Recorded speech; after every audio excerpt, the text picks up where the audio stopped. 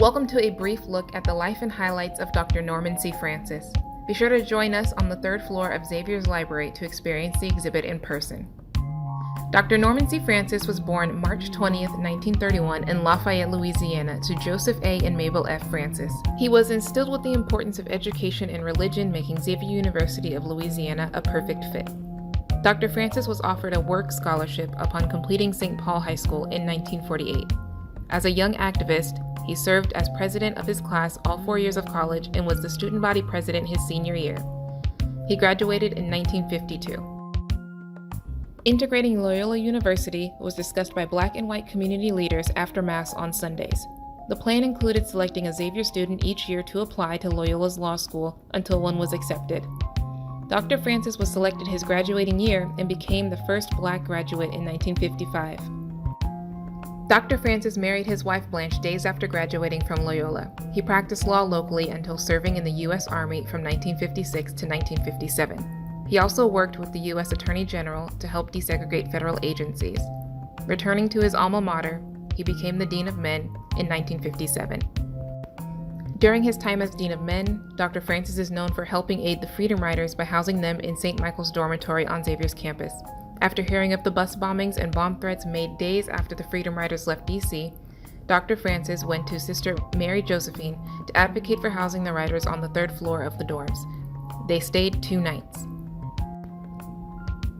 In 1963, he became Director of Student Personnel Services and was promoted to Assistant to the President in 1964.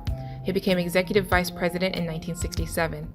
On the day of Martin Luther King Jr.'s assassination, he accepted the offer to become Xavier's first Black and layman president, April 4, 1968.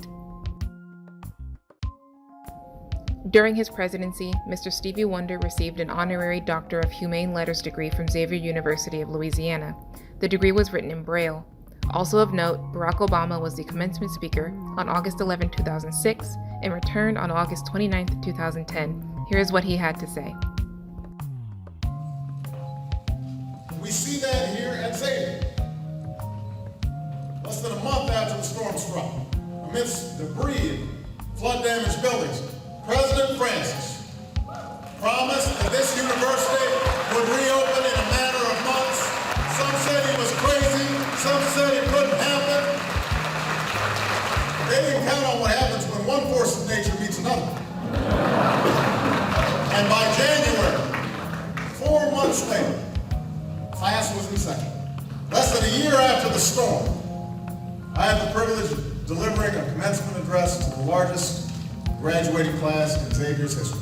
That is a symbol of what New Orleans is all about. Dr. Francis mentioned in an interview with the History Makers that one of his biggest challenges as president was allocating resources for the needs of students, faculty, and staff, and combating the national stereotype that HBCUs and Black students are not receiving quality education despite how many Xavier graduates were earning graduate degrees post-graduation and entering fields utilizing their degrees. In acknowledgement of Dr. Francis, the major street that leads to Xavier's southern campus buildings and dorms was officially renamed on the 1st of January 2021 to Norman C. Francis Parkway. The ribbon-cutting ceremony was held on January 28, 2021. While New Orleans Xavierites and the nation may recognize Dr. Francis for his 22 honorary degrees, over 34 honors and awards, including the Presidential Medal of Freedom, serving as the chairman of the Louisiana Recovery Authority during the response to Hurricane Katrina, here's what he has to say. I think my legacy will be having worked with an amazing group of faculty and staff as a colleague in showing the potential of the human dimension from a minority population. People are going to say, well, during his tenure, there were people at Xavier who believed in young people and inspired them and worked with them for them to reach their full potential. And they're now in almost every discipline that you can imagine. And they will say that we at least had somebody who was a president who didn't dictate what was to be, but who believed in the capacity of the people with whom he worked, to the extent that he encouraged them and he supported them.